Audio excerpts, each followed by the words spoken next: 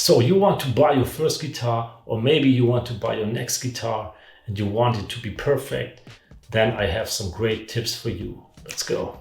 So actually guitars are a super personal thing, not like shoe sizes or head sizes, one size fits all. No, you really can make some wrong decisions if you don't get the right one and if you focus on the wrong things when trying them out, etc. So let's start with the first thing. So the first thing you need to consider is the guitar neck. The guitar neck is a super personal thing, again, because it really depends on your hand and your playing style, which neck is appropriate for you. There are slim necks, there are chunky necks, there are medium style necks. So this is really something you need to figure out. Are you doing a lot of solo work, lead work, shredding? Then maybe a slimmer neck is for you. Do you do a whole lot of rhythm stuff, etc., bar chords? Then maybe a more chunky neck is better for you. And it also depends on the size of your hand, how long your fingers are. I have pretty long fingers and I cannot play skinny necks. I need a chunky neck, definitely. Another thing is the shape of the neck. There are chunky U-shaped necks, C-shaped necks, V-shaped necks, whatever else there is. And you really need to try out different shaped necks to find the one that's great for you. For example, if you're playing a lot of thumb over stuff with your thumb to play the lower strings, maybe one or two strings, it's comfortable to have a V-shaped neck. And also, if you're playing bar chord stuff, maybe a V-shaped neck is not the best choice for you. But overall, you will feel right away if the neck is comfortable or not. It's also obvious that you should not trust the spec sheet to 100% because there are specs in spec sheets. For example, the Japanese stuff, the Strats and Tellys made in Japan, always describe the necks as a U-shaped neck, but they don't have anything to do with a U-shaped neck from a early 50s Telecaster or Nocaster. It's much slimmer and feels more like a C. So don't trust the spec sheet, try the neck. The next thing obviously is the frets. There are different fret sizes, and this is also something you need to try out. Many shredders prefer jumbo frets, but me, for example, I don't like them. I like skinny and tall frets. And yeah, you really need to consider the fret size and the fret job. I mean, this is really something you need to check out. Are there sharp edges? Is there like the fret sprout, like the fret sticking out of the wood and cutting your hand? And yeah, this is really something you need to consider. There's another thing regarding guitar necks that you should consider, but it's not too important in my opinion, and that's the scale length. Because a Fender scale length is marginally longer than a Gibson scale length, or obviously a short scale guitar. But in my opinion, this is something you can really adapt to and getting used to in a while. All right, so we covered the neck. Now we're up to the body and the body ergonomics, because there are also a whole lot of different variations, of course. Like a Strat is super ergonomical with the shapings here and the belly cut here on the back, for example.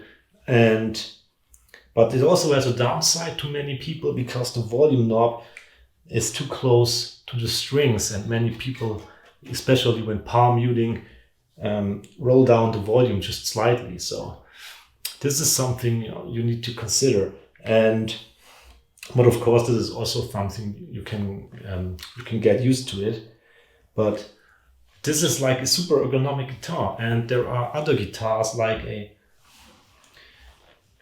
Gibson Les Paul, for example. It's more bulky, it's bigger, it's heavier, and it also sits a little weird on your lap when playing while sitting down because the cutaway is in a weird position, so it always feels like you're moving a little backwards like this, you know.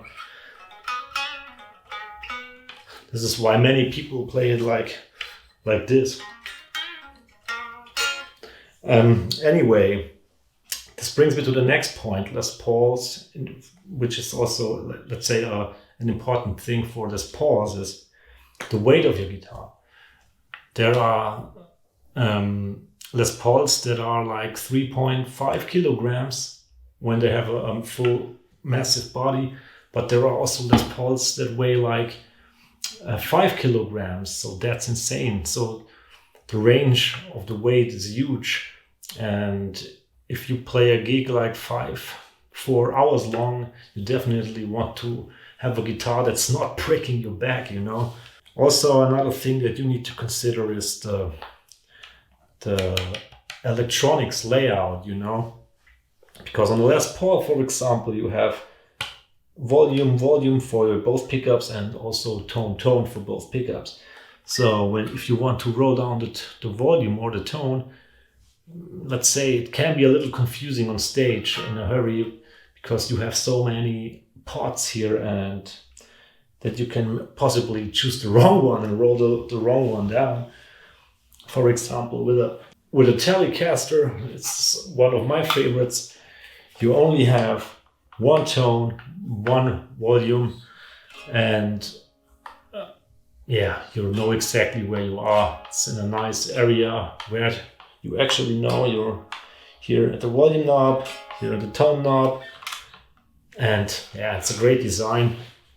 Same for the Strat, but with Les Pauls or Gibson style guitars, for example, it can be a little confusing.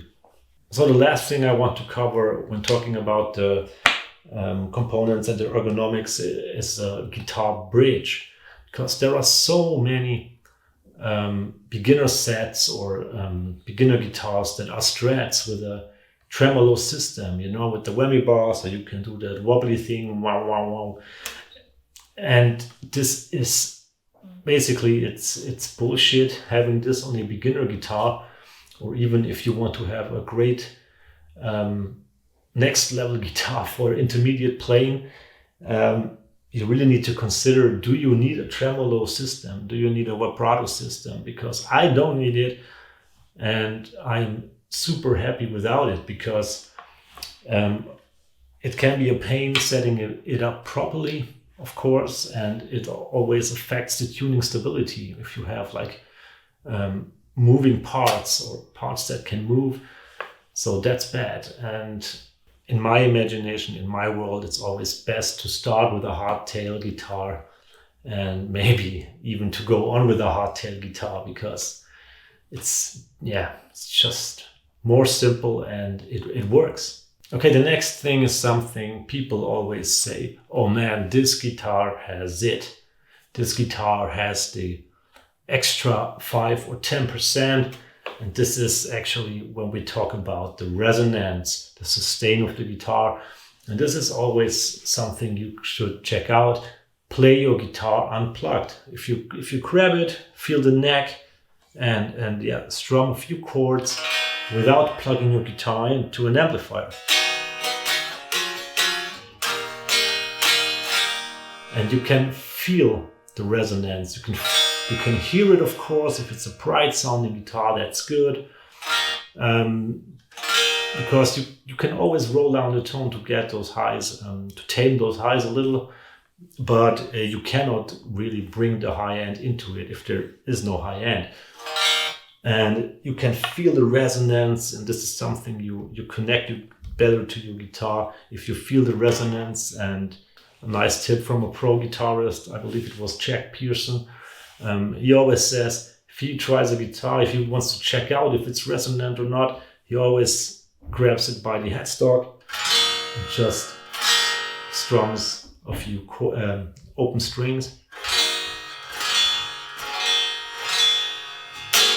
And you can feel right away on your headstock if the vibrations are there or not, if the resonance is there or not. So if you want to buy a 50s Les Paul, or like, let's say, American Pro Strat, and you are in a store, always try to compare 2 or 3 different guitars from the same model, you know, because there are differences. Not every guitar is the same, and you really can pick your cherries if you want, and if you take your time and are a little patient. So, and last but not least, another tip that I can give you is play your own rig, play your own amp, play your own pedals. If you try out new guitars, it doesn't make sense to try it with a $5,000 Turok stack or something.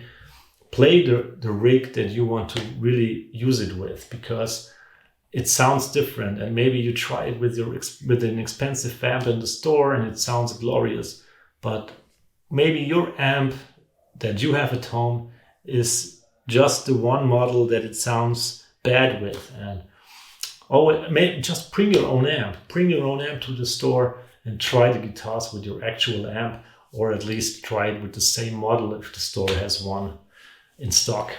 So, and obviously there is the choice between single coil pickups, humbucking pickups like on Gibson style guitars.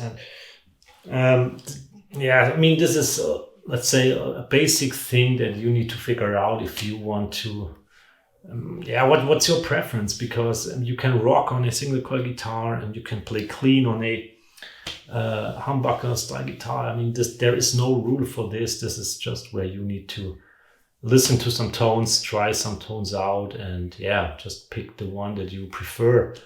I don't want to tell you what pickup you prefer. This is up to you. So these were a few tips from me to help you finding your dream guitar that perfectly fits your needs. I hope this video was helpful. If you like this content and if you like this video, please subscribe. Give me a thumbs up. Really appreciate it. It really helps me out with the algorithm stuff. And let me know in the comments below if you have found your dream guitar and what your dream guitar is. I'm really, really curious to know. And I guess we're gonna see us in the next one then, everybody. Take care. Peace.